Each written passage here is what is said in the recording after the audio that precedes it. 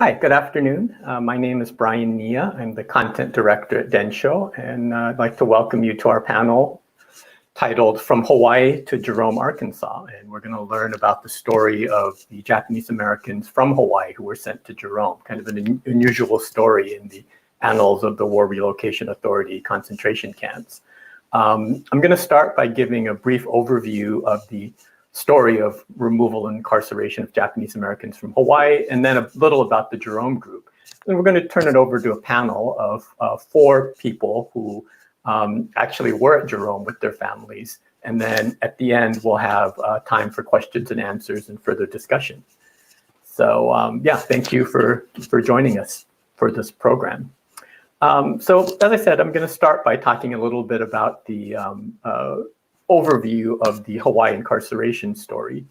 I think most of you watching this will know that unlike what happened on the West Coast, Japanese Americans in Hawaii were not interned en masse. Instead, it was a selective internment.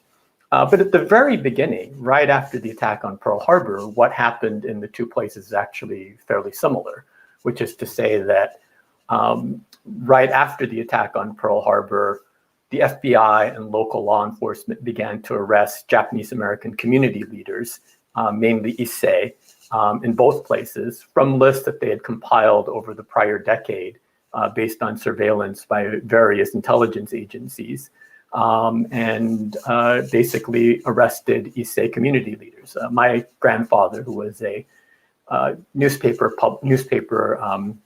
editor in Honolulu, was one of those arrested on the night of December 7. These men, and they were almost entirely men, were first held in local facilities on the various islands, and the group was eventually consolidated at Sand Island, which was an internment camp built on in Honolulu Harbor on an island. And all the Issei internees were eventually gathered there. Martial law, of course, was declared the day after the attack on Pearl Harbor. And then from February of 1942, these Issei internees were sent in groups to the continent, to various internment camps whose names that are probably familiar to you if you know the story: Lordsburg and Santa Fe, New Mexico, Missoula, Montana, Fort Sill, Oklahoma, and many others. They were given hearings, although they were kind of the kangaroo court variety. And ironically, some were paroled, but they were paroled to go to War Relocation Authority concentration camps, where at least they were able to, in some cases, reunite with their families. There's about 700 in this group. As I said, almost entirely Issei, although there were a handful of Nisei, and there were a very small number, less than 10 women also in this group. And in addition to this 700, there were about 100 internees who were of German or Italian descent also, who were resident in Hawaii, or actually, as it turns out, who were thought to be of German or Italian descent. Of course, after this initial roundup, there was a great diversion between what happened on Hawaii and on the West Coast. Executive Order 9066 is issued by President Roosevelt on February 19, 1942, and that authorizes the mass removal and incarceration of 110,000 Japanese Americans from the West Coast. So the West Coast is basically purged of all Japanese Americans. There was some sentiment to do the same in Hawaii, but the martial law government and other community leaders in Hawaii opposed that. And it's a complicated story, but for a lot of reasons that did not occur in Hawaii. And instead in Hawaii, there was just a selective internment that followed. For the purpose of this presentation, there are essentially 3 other groups from Hawaii that were interned, in addition to that initial Issei leader group.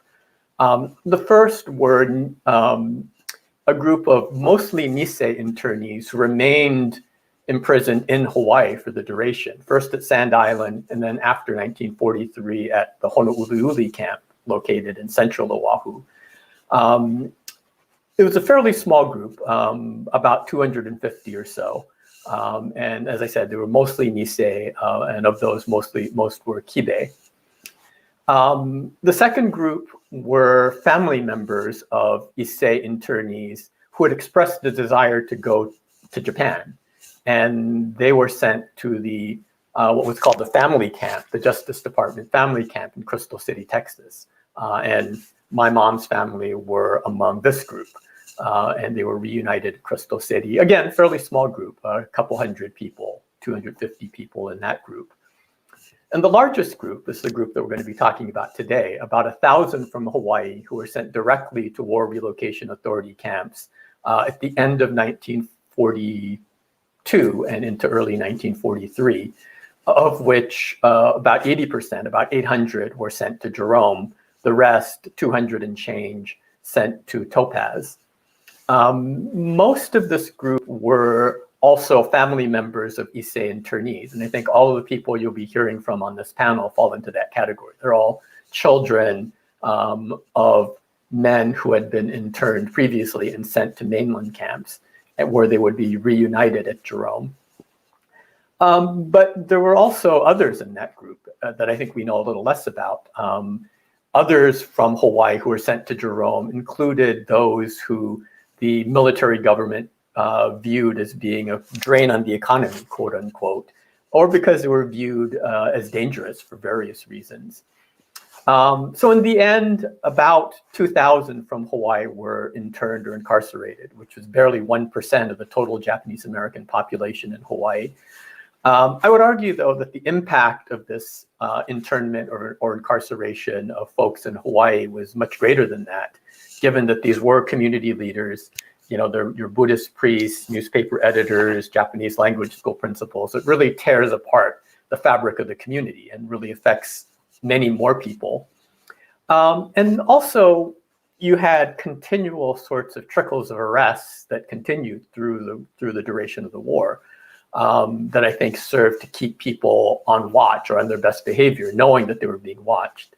My dad, you know, on the Big Island, always tells stories about how the FBI would come and make it known that they were kind of keeping an eye on his father and the family. And so I think there was that chilling impact of this trickle of internment that kept going through the war. So anyway, I'm going to turn now to the Jerome group. As I mentioned, about 800 from Hawaii came directly to Jerome in late 42 and 43. They came in three groups. There was a first group of 107 that came mostly from Honolulu, and they arrived at Jerome in November of 42. The largest group, a group of 443, arrived at Jerome in January of 43. And I think all of the people on our panel would be in that group from January. They came from all of the different islands, and it was a mixture of some single men, mostly Kibe, who had already been interned from Sand Island, as well as the internee family members that you'll be hearing from. And then there was a final group of 260 who arrived a month later in February of 43. Many of this group were fishermen and families from the Kaka'ako area on Oahu who had lost their livelihoods. The Hawaii group was mostly assigned to blocks 38, 39, and 40 in Jerome, which was located in the lower portion, southern portion of the camp. And by the accounts that I've looked at contemporaneously, as well as oral histories, they remained a fairly distinct group. According to a community analysis report, they were frequently seen to wear geta and aloha shirts and to remove their shoes before going into barracks. Many coming from the tropics now to Jerome in the middle of winter, where it was very cold. They were not properly dressed, and other Jerome inmates actually helped raise money so that they could get proper clothing. They had to be shown how to use stoves, because that's not something you do in Hawaii, is have stoves that you use for heating. And some of the young men from Hawaii soon gained a reputation for being troublemakers from both the WRA and other inmates. Interestingly, a very high percentage of the Hawaii group who went to Jerome in the wake of the loyalty questionnaire, well over half of them ended up going to Tule Lake, which ended up contributing to the overall high number of Jerome people who were sent to Tule Lake. I think, as you probably know if you're watching this, Jerome closed early in June of 1944. And the Jerome inmates were then sent to one of 4 other camps, generally Rower, Gila River, Amachi, or Heart Mountain. And for reasons I'm not quite sure of, the majority of the Hawaii people left in Gila left in Jerome, transferred to Gila River, about 60% of them. And I think that's true for the people in our panel, which is far more than the general population. About 35% of the Jerome folks transferred to Gila when Jerome closed. And then after that, after the war ends, I think the majority of the Hawaii folks eventually returned to Hawaii, but there were a group who stayed in the continental US as well. Among some of the prominent Hawaii Nikkei at Jerome in these groups were Harry Shiramizu, who was a journalist who became the last editor of the Denson Tribune, which was a Jerome camp newspaper. Kazuo Miyamoto, a physician and writer that's probably best known for his 1964 autobiographical novel, Hawaii, End of the Rainbow, which has some really interesting passages about his memories of Jerome. He actually started writing that while he was interned. Bert and Lillian Nakano, old friends who are among the founders of NCRR and key figures of the redress movement. They were both at Jerome with their families as teenagers, although they didn't actually meet and marry until later, after the war, back in Hawaii. And the artist George Hoshida, whose daughters will be part of the panel that you'll be hearing from shortly. Before I turn it over to the panel in a moment, I just also want to acknowledge Sheila Chun and the Japanese Cultural Center of Hawaii's Resource Center. Sheila's a longtime volunteer there. Sheila and I have been corresponding on this group of the group from Hawaii who ended up at Jerome and Topaz, and her doing research on the Hawaii end and me on the WRA materials. And so a lot of the research here is as much due to Sheila as to myself. And I'm hoping Sheila will one day write something up on this. So, but anyway, with that quick overview and introduction to the Hawaii and to the Jerome, Hawaii people and Jerome story, let's go to the panel, which we pre-recorded a couple days ago. And after that, everyone will come on live and will be around to answer questions and have further discussion. So let's go to the panel. My name is Patricia Kirita-Nomura, and I was originally from Kohala, Hawaii. Oh. Yeah, and the night of December 7th, my father, the sheriff came and got my father, and we didn't know what was happening, and they took him. And I remember I was in the bedroom, and my mother was crying, and I guess she didn't know what was happening. And so he went to jail, and then we had to bring some clothes for 3 days, and then they moved him to Hilo, to that camp, and from there on, a year later, I was taken out of my class, and my sister, younger sister too, and we had to go. They said we had to go home. When we went home, we saw an army truck, and my older siblings were packing all our things in duffel bags, and we got on the truck. And when we passed Kohala and Kohala High School, we didn't even get to say goodbye to our friends. We got to Hilo, and we stayed in a hotel, and there were other internees there. They were picked up, from the different towns and on the Big Island.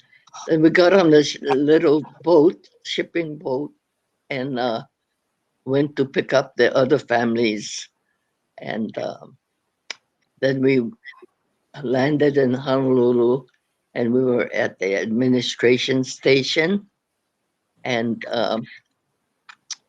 then I believe we spent Christmas on the Lurleen, but the children were all had to sleep and the bottom of the boat, and it was crowded, and there were bunks, and my mother and my baby brother, they were all up in cabins.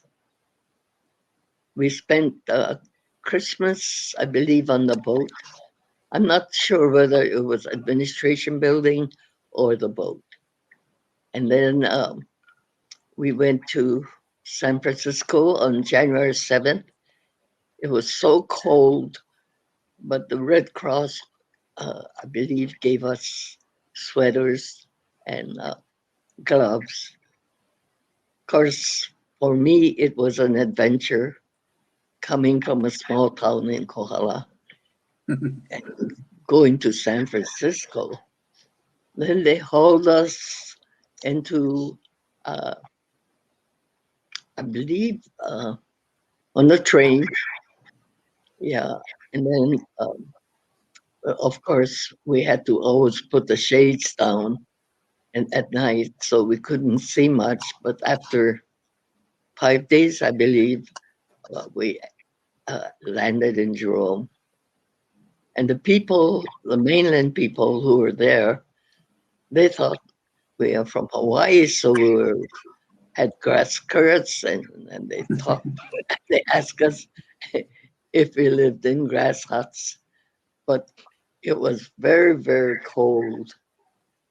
And then we were distributed blankets and things, and then we were in barrack 39, I believe, and that, and I believe the Hoshidas were right across us. Mhm. Then during, of course, when Mississippi River flooded, we were flooded too. And my mother used to uh, bring our food, especially during when there was a blizzard. But I know that it was difficult to even walk to school. And but we all went to school. And during blizzard days, my mother would bring our food from the mess hall. She worked in the mess hall for $16 a month, and she had to scrub pots and feed us, all of us in the mess hall, except during blizzard days, she would bring it to us.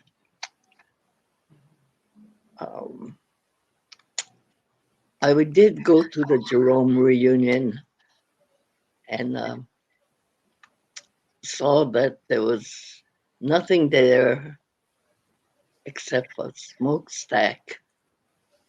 And I remember my sisters, the older sisters, were able to go to Camp Shelby, and they were called the Denson USO, and they entertained and danced with the 442 boys. And the boys came over, and that's how we were able to get some pictures that I had gotten, and also I had the Jerome annual, yeah. But in Christmas time, I remember Mr. Finch used to come and give us candies, and yeah. But it was very. I hated to take the chimbas, you know, because we had to do our thing in the barracks, and we had to take it to the bathroom, the big bathroom, and even during cold weather, because I was younger, and it's not too embarrassing for me. a young person to take the chimba to the bathroom. Oh, and but the food wasn't bad. Um, Mm, mm, mm. uh, yeah, and then in our school, yeah, we were able to go to school, but then my father was still in camp, and in I believe at that time he was in Louisiana, and then they shipped him to New Mexico. But we didn't. We expected to see him earlier, but we didn't see him until about a year and a half, and that's when he had to decide whether to go to Tule Lake and go back to Japan or to go back to Hawaii. Um, and right now, when we went to Jerome, I felt like the second time when we went on a visit, uh, there was a monument, and I remember it saying that this prejudice, we hope that they will learn from it, from what happened to us, that it will never happen again. But it's still happening. Yeah, so I'm Gerald Satoru Takesono, and I emphasize the Satoru part because Gerald is not a legal name, and that's because of the internment. But not to get to that story, my father was a Buddhist minister. At that time, he was in Hilo, and just after or around the time of Pearl Harbor, my mother and my father and my sister, who was born in September 41, were transferred to Maui, Wailuku. So he was now at Wailuku Honganji. So they didn't find him. The FBI didn't find him till May. And so he was not arrested until much later than everybody else. So in May of 42, he was arrested and then eventually taken to Sand Island and eventually to Lordsburg. My mother, and I have to find out when exactly, but my mother and my sister were sent to Jerome. And so they were with that Hawaii contingent and went to Jerome. And a good family friend of ours for that whole period, Jerome and Tule Lake, uh, were the Ozakis, Otokichi Ozaki and his wife and the children. And we remained family friends till today. They've all passed away now. But anyway, my connection in Jerome was I wasn't born there, but I was conceived there. And that's another story. And then, yeah, so I was born in Tule Lake. Oh, presently I'm a retired dentist. Went to Northwestern in Chicago where I met a lot of, um, if we can pardon the expression, kotonks, who Mm. I don't use that pejoratively, but it's an easy word to use. Much easier than Japanese Americans from the mainland. But I met a lot of them there at the Midwest Buddhist Church, and we shared stories. And many of them were from Jerome or from Roar. I am a Kotonk, so I am too, technically. yeah, kind of. That's right. You were born in California. One of my nicknames was Barbed Wire Baby. Guess what? My name is June Mitsuko Hoshida-Honma. I was born in Hilo, Hawaii in June of 1936. The war began for me on the first weekend in February of 1942.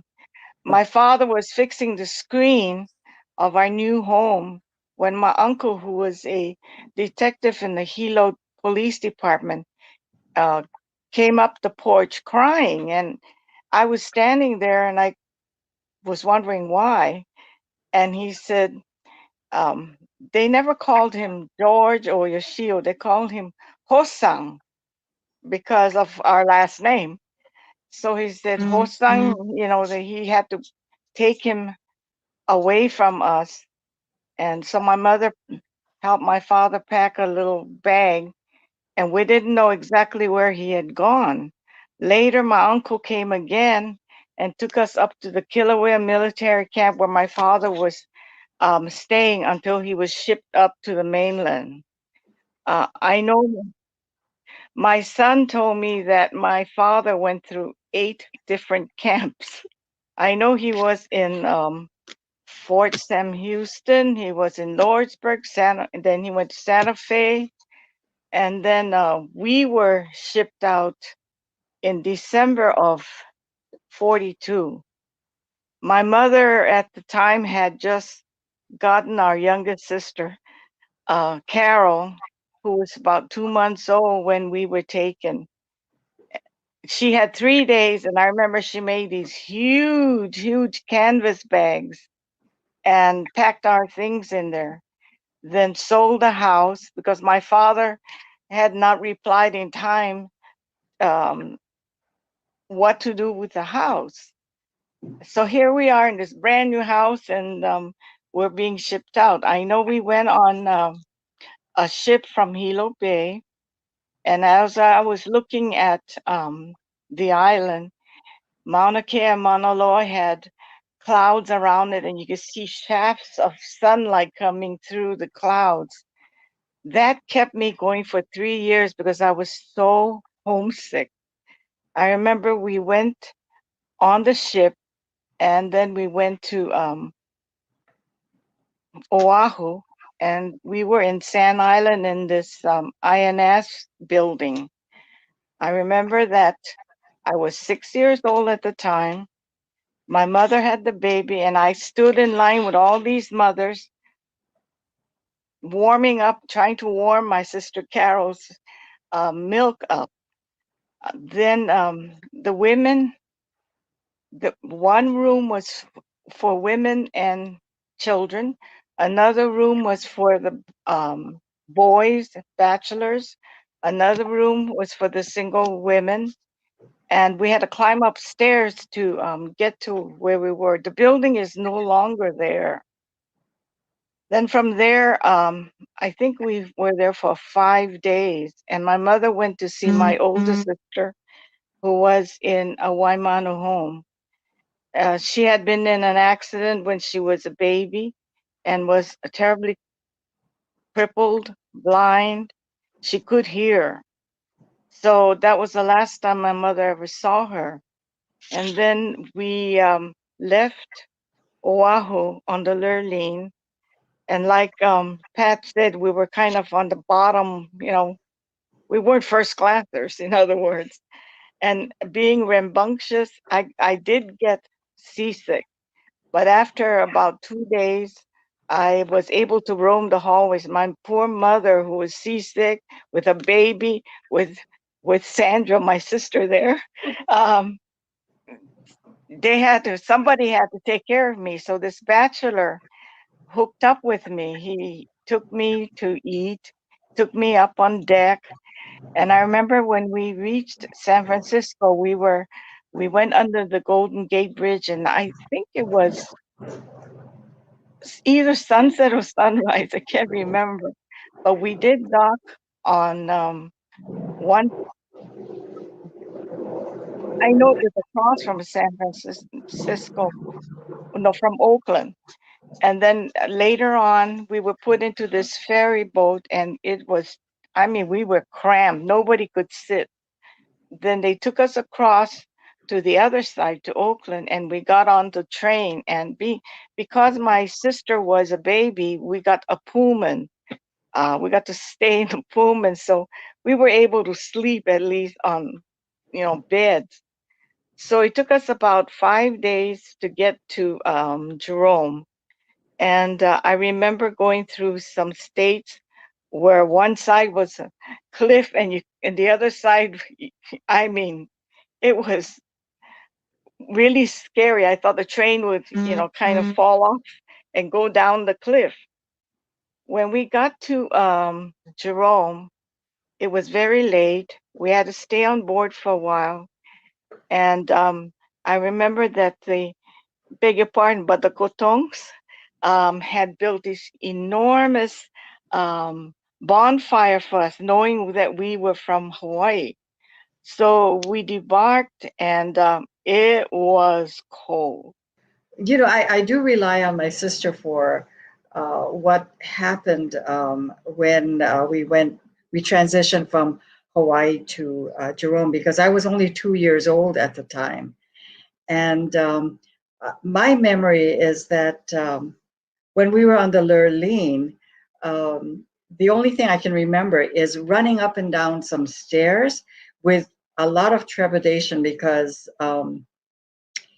we weren't supposed to do that. And it was my sister, who was braver and more rascal, who encouraged me to do that. Once in Jerome, I remember missing my grandmothers very, very much. And I would ask in Japanese, because that was the first language I had spoken. Today I'm terrible, but I remember asking my parents, "Babang wa, where is grandma?" And my parents would answer it by saying that I would see her in 10 days.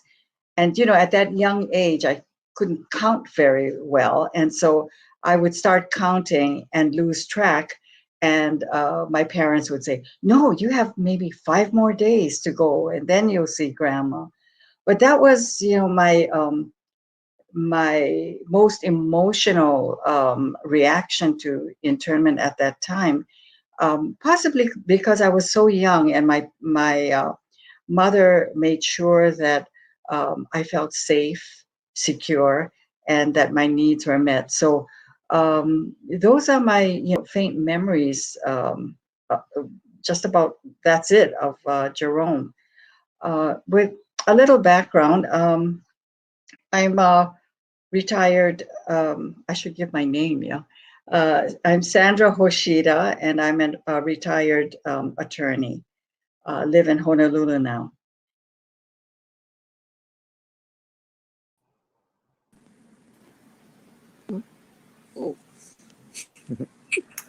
Okay, we are back live now, and all our panelists that you just heard from are with us. June Hoshida-Honma and Sandra Hoshida, the sisters, Jerry Takesono and Patricia Nomura. And so if you have questions or comments, go ahead. Maybe one thing I could start with is that I'm curious about is, do any of you recall, was there any doubt that your families would return to Hawaii after being interned at Jerome and on the mainland, or was that pretty much a given? Yeah, that's a big part of our family history. My mother was a Nisei. My father was Issei. And originally, they had determined that they were going back to Japan. My mother had been partially educated in Japan too, so she was fluent. But after they separated my parents again, and a month after I was born, my mother decided that she didn't want to go back to Japan, because I guess they were talking, and it must have been a terrible place to be. She must have thought it was a terrible place to be raising 2 children. I mean, it's a war-torn country. And so she told my father through telegrams that she was not going back to Japan. If he wanted to, he could himself, which is, a strong statement for a Japanese woman. Luckily, my father responded saying that we will repatriate to Hawaii.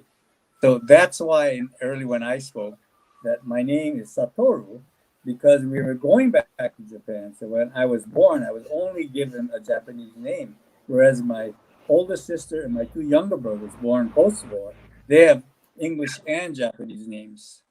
I took on Gerald or Jerry afterwards, but I was going to make it legal, and I never did because it's part of our history.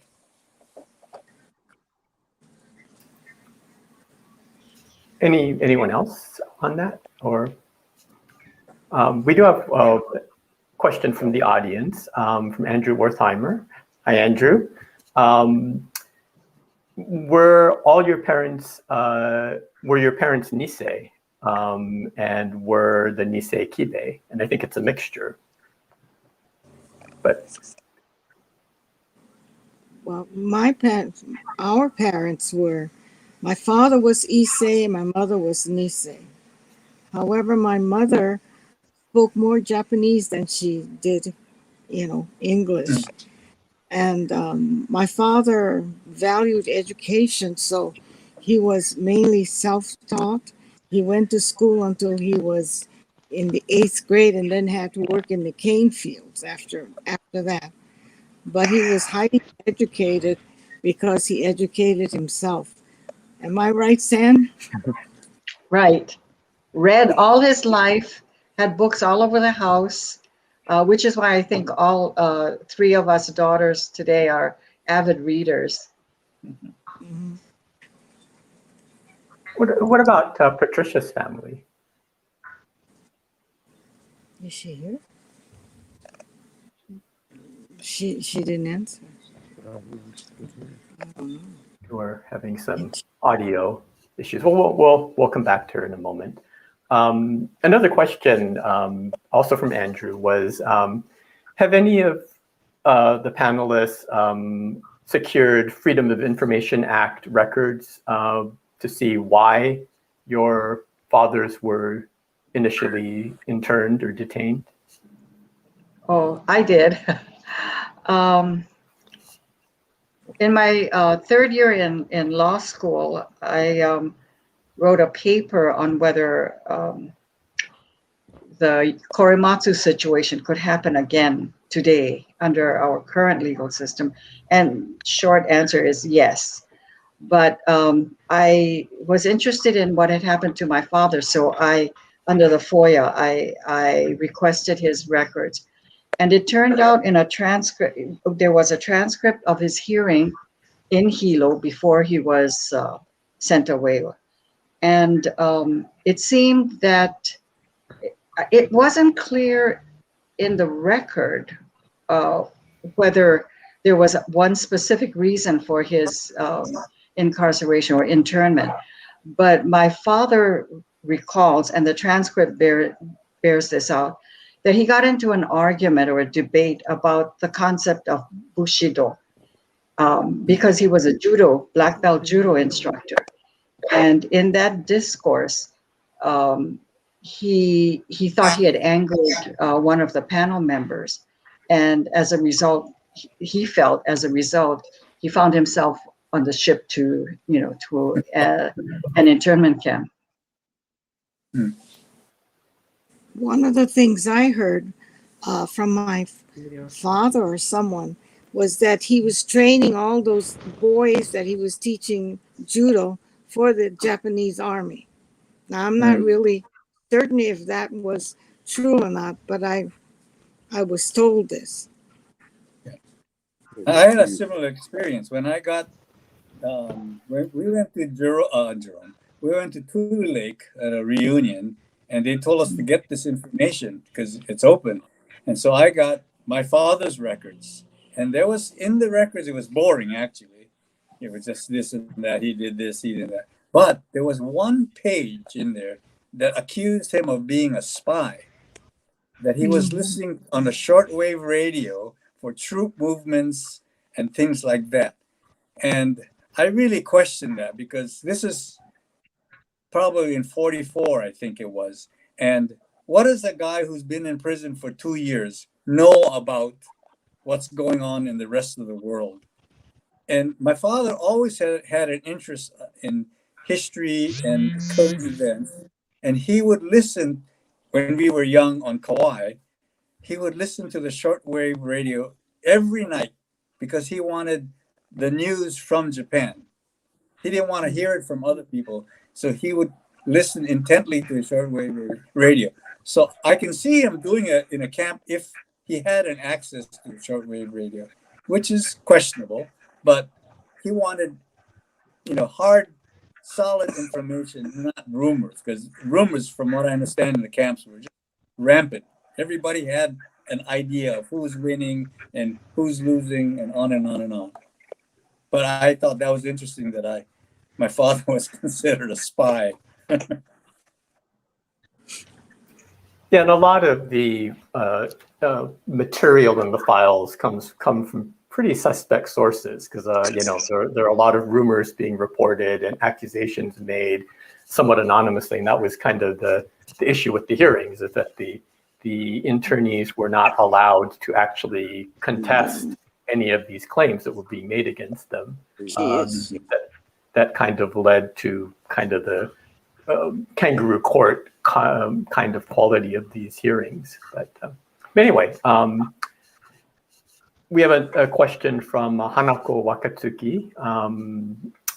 Hanako, as you may know, was just named the new director of the Honolulu NPS site. So she's just moved to Honolulu. She asks if you recall how your parents reflected on being incarcerated and whether that they talked about it at all after the war. Yeah. I remember after returning to here, my father was still active in the Buddhist church, and we were told that we had to go to church. So one Sunday when we went, he decided to tell the story about how he was protected from enemies by going into the camps that he was, the POW camp he was sent to. He said, oh, they had guards and they were protecting us. So he reversed it so that I don't think my sisters and I were bitter about being in camp. Now, I'm not sure because I'm talking for Sandra. She might have another idea. But I remember her telling him, saying that in Sunday school. And so I wasn't afraid or, bitter about talking about it. But when I moved up here and mingled among the Kotongs, all of them were so bitter about it. And I couldn't understand because I was a kid. And because of what my father had done for me, I did not have the pictures that these mainland Japanese Americans had. So I remember those 3 years that I was in camp vividly. My father had a scrapbook of pictures and he kept everything. You saw some of the pictures earlier when I was introducing myself. He had his passport, not a passport, it's identification papers. He had a Hitler mustache, of all things. He had pictures of the telegram he sent to my mother about repatriating to Hawaii, not to Japan. He kept many, many things. But they rarely talked about the internment camps. I mean, it was in such nice terms that I used to think of the internment camp like it was the other kind of, camps that kids go to on the mainland, especially. They go to during summer. That's what I thought it was, because they always talked about it in nice terms and the friends they had, and how Mr. and Mrs. So-and-so were with us in Jerome and this and that. And so it was almost like, for us, young people, a pleasant experience. Well, I remember when we returned from internment camp, I think I was maybe preschool or just before going to school. And oftentimes I would be sitting with my mother, with her friends, and she would recall one particular event in the internment experience that I heard her repeat time and again. and that was the loss of our oldest sister, June, Taiko, who had been placed in Waimano home because of her disabilities, and she was not with us at camp. And what happened was she died while we were still in camp. And now that, I think now June and I, now that we're mothers, I think we can appreciate how difficult that must have been. When I was younger, I thought, here she is telling the same story again and again, But once I became a mother, I realized what the impact of that event was to her. And that was to lose a child and not be able to protect that child. And, feeling that your child was all alone and lonely and wanting mother. And, I still get very emotional talking about that event. My father did do a TV interview with Ray Lovell many years ago, and this was on one of the Pearl Harbor bombing anniversaries, and Ray Lovell asked him what was his reaction to the internment experience. Was he bitter? And my father was very thoughtful, and his response was that he was grateful to the United States of America, that when he came back from internment camps, he was able to provide for his family, earn a living, and provide for his family. But I think that was a very Buddhist reaction of appreciation and gratitude on his part. I think for us, June, I returned with being extremely shy when I started school. And a lot of it was because I couldn't understand Pidgin. And I couldn't get into the conversations with my classmates. And it took me a number of years before I felt comfortable. But I don't recall talking about the internment camp ever to my classmates. And I sort of carried a feeling that it was something that our family had done wrong, and which is why we were sent away. And it wasn't until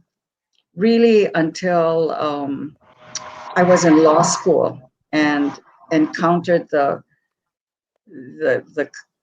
constitutional wrong that was done to Japanese Americans and Japanese Issei, that I realized how bad that experience was and how it impacted many lives. And I'm glad we're doing this panel today, because I think we ought to give a face to that experience, and that we don't just end up talking about numbers. And it's meaningful, I think, this way.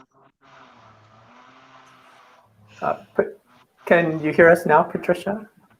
Okay, listen. They're talking to you. Can you hear us? They're asking if you can hear. Oh, a little. Okay. Well, first of all, we had a comment from the audience, from Alden Hayashi. He writes, a huge mahalo to Patricia Kirita-Nomura for being editor of the Jerome Relocation Center memory book that was published in the mid-1980s, which is a wonderful artifact, which I think is now available. You can download it. Maybe we can add the link to that. But Alden also has a question. He asked that the Hawaii Jerome internees used to have reunions on Oahu at Natsunoya Tea House and Rainbow Garden. Do you still have reunions? They're asking about Natsunoya. What about?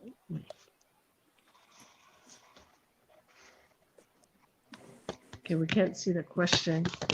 What is the question again? We can't. Oh, okay. Yeah, whether you still have reunions. Yeah, we went to, remember? But they're asking if you still have reunions there. Have a look. If they still have reunions there. Oh, no, no,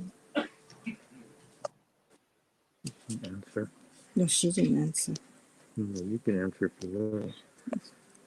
No, I think we only had one at the tea house, right, Sandra? Mhm.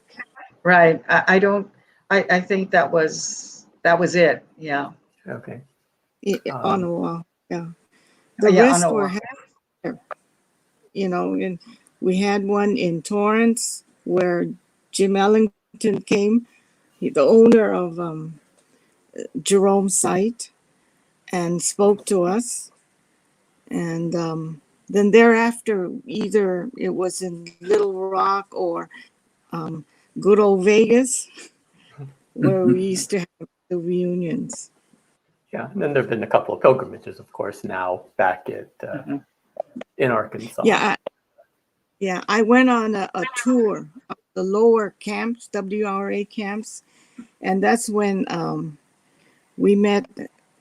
re-met Jim Ellington at his farm, where it's a site of the Jerome camp. And he was such a joker because I asked him, wasn't there a forest nearby and those 4 barns? And he says, oh, I got rid of them. And but that smokestack was still there. He said that the engineers were so good, he could not destroy the smokestack, and he could not destroy this huge catch basin that they had also built. Yeah. And just to let people know in the audience, can you just tell us a little bit about who Jim Ellington is? Well, Jim Ellington was a year younger than me, and he was the owner of the site of the Jerome camp. I think his son now runs it. I'm not sure. I really liked Jim. He was a very, very nice, very tall man. And he would come to our reunions. Like the first one he came was, as I said, in Torrance, California. And then thereafter he would come to the Little Rock. He went to the Little Rock reunion. He also went to the Vegas reunion. My husband and I had gone, and we didn't know whether Jim would be there. So as we're coming down the elevator opens up. We're in the elevator, and this tall man is there, and I'm looking up, and I was like, oh, Big John. And he came into the elevator with us throughout the reunion. Such a nice man, but he unfortunately died. So I think his son still runs the farm. They grow soybeans.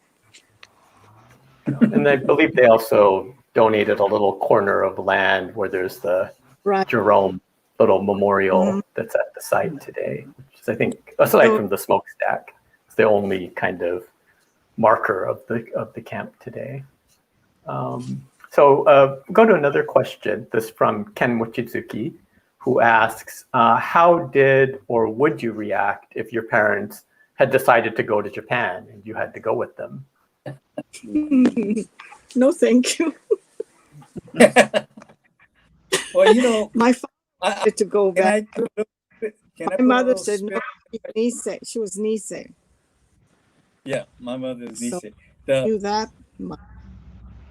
If my mother hadn't refused to go back to Japan, we wouldn't have been able to help support our family. We would have been dependent on them to provide, a place to live.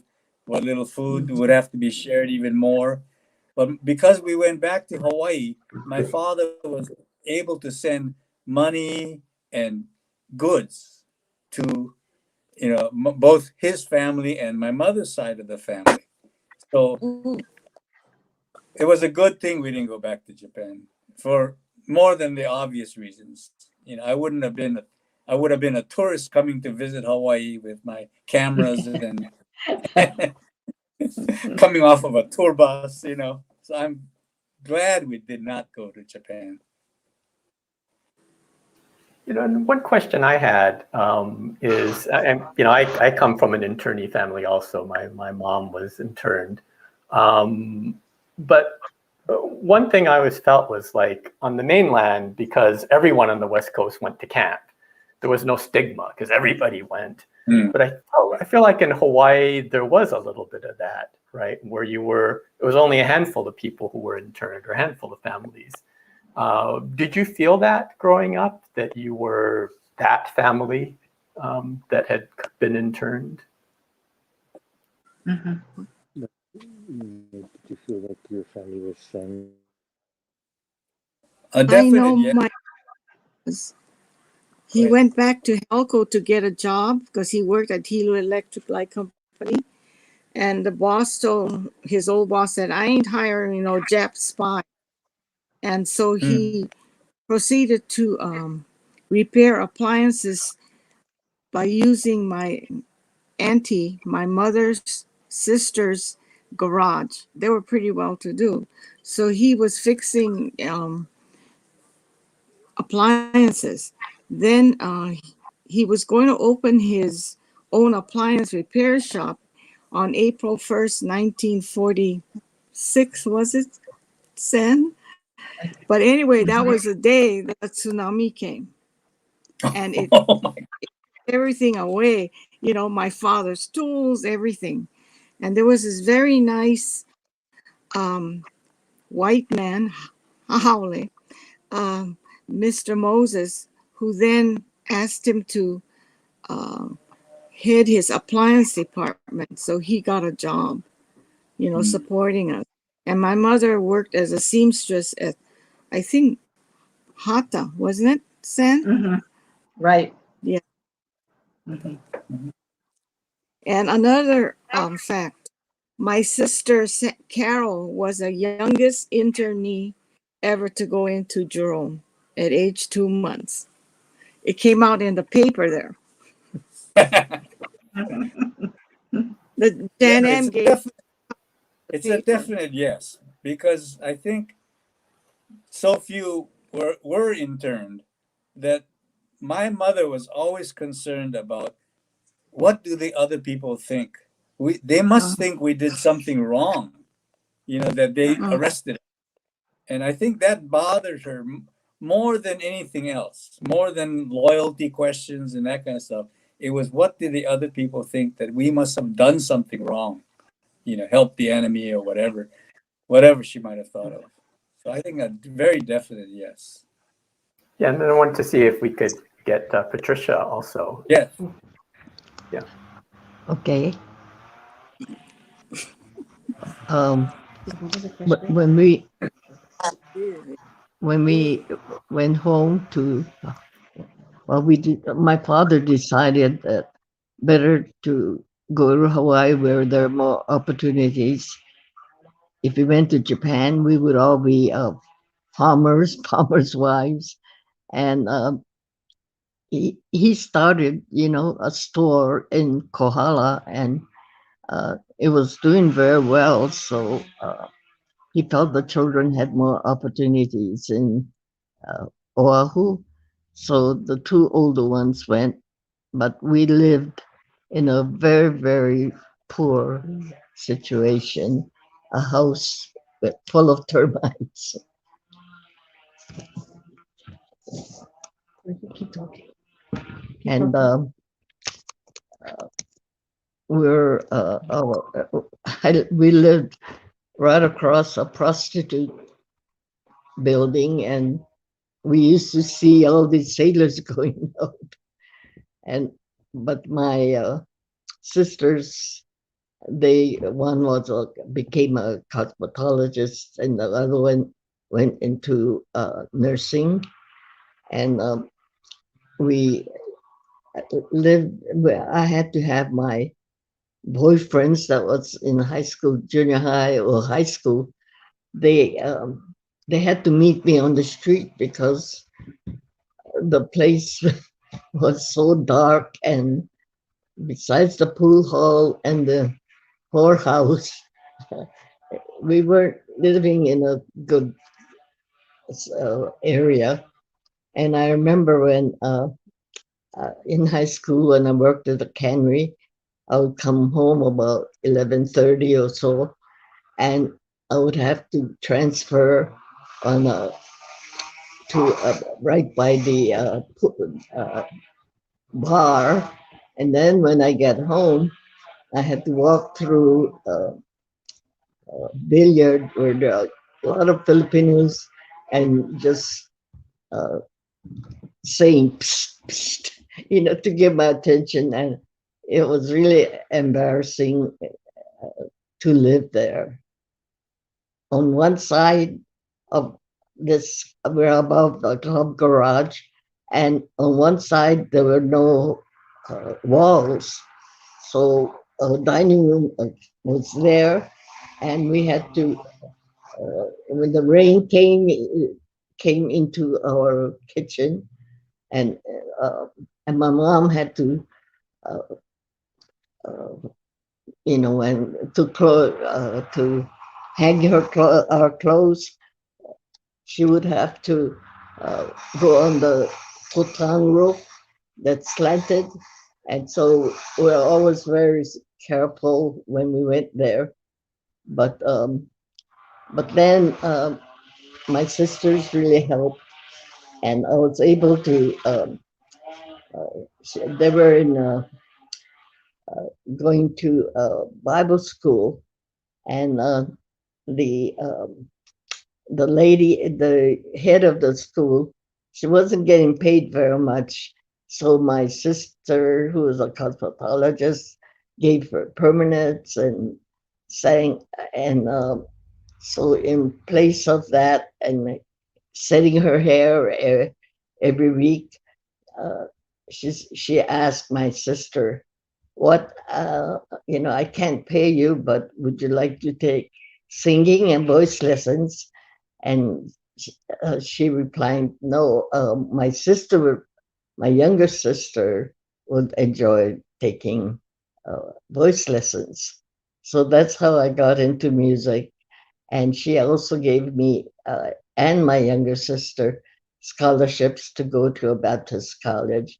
And now I am a retired teacher, and not doing too much because of all the ailments that come with old age, uh, and being the COVID, uh, situation.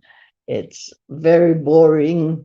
I thought I might write about my whole life, but I don't seem to have the energy. Well, I think we all hope you do. We're about the end of our session, so I want to wrap it up. But before we do, I just wanted to end by asking each of you why you think it is important to remember this story, which, being that you're on this panel, I assume that you all do. So, Is it important? yeah, maybe start with Jerry. Oh, okay. Jerry. I think the biggest thing about Jerome, and let's give Roar some credit too, was I think they really helped the 442nd, because those boys were nearby, relatively nearby, and we were the most eastern camp. So they could come to us. But the Buddha heads, the Hawai'i soldiers, didn't know what the Kotonks were going through. They were dissensions with the two groups. And Dan Inoue says about how he made the trip up to one of the camps. He didn't specify which. And they saw, I get a little emotional when I say this, but he saw that the people were in prison, and the Kotonks had volunteered to leave the prison to fight for this country that put them in prison. And so, they went to Jerome, and the people welcomed them. They had parties, and they brought all their food, whatever they could, together, and they entertained the boys. And from what you folks said, the young ladies went to visit them in Camp Shelby too. But when they went back, then, he said, they were all very quiet.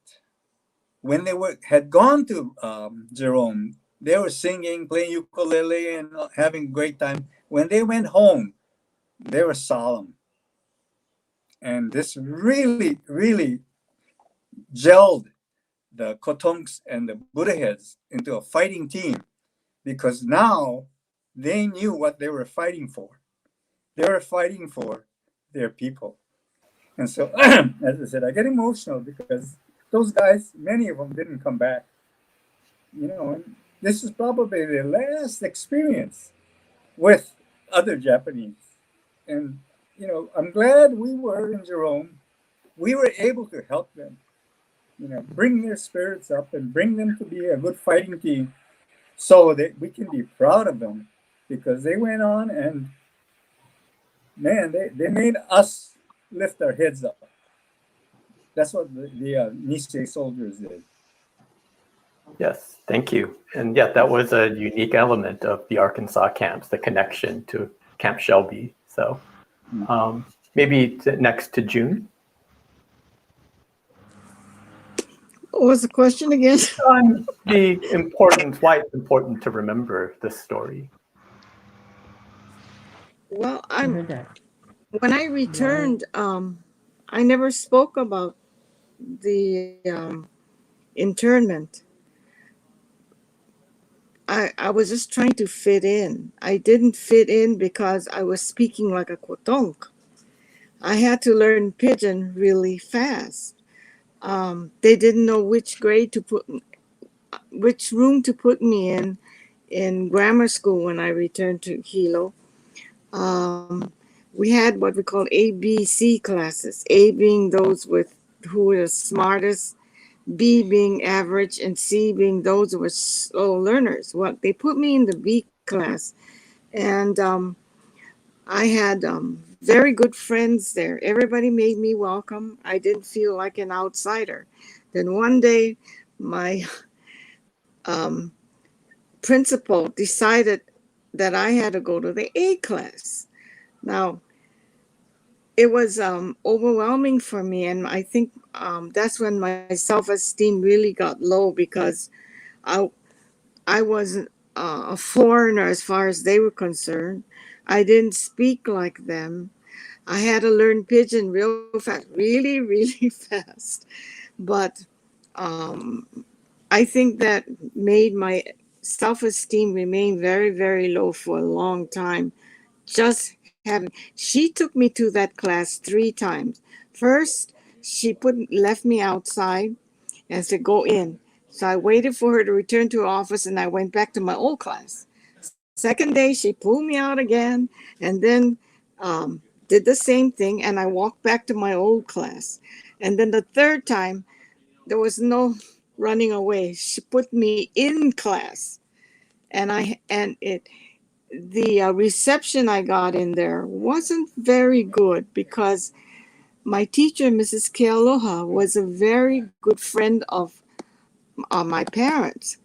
And she says, oh, I remember June. She was so cute. She had this nice pug nose, and that's what she did. Yeah, that was it. After that, everything went downhill. So I had a difficult time readjusting, into Hilo, even though they were my kind of people. I mean, they were Japanese Americans. But so that's the way I remained until I graduated from high school, because I just felt that I was not a part of that group. I had to work hard in order to make friends. I had to learn Pidgin real fast. I had to do it was, I want to go back to camp. That's all I can tell you. And then Patricia, on why you believe this is important, the story that we're telling today is important for people to know about. When I went back to Kohala, I was in a top class, and I don't know why, except maybe I spoke better English than the local uh, pidgin English. So, but I had a difficult time because I was in that class. I was in a class that had higher math, and it was very difficult. To this day, I'm not very good at math, but people, I guess, when they accepted us, but many of them, especially my friends, they said they saw our store all locked up, and they wondered what happened to me because I never got a chance to even say goodbye to them. And but it was difficult living in Oahu too, because we lived in very poor conditions. But I'm glad that I was able to go to college, and you know I'm now a retired teacher, and I think in America, if you really work hard, you'll get there.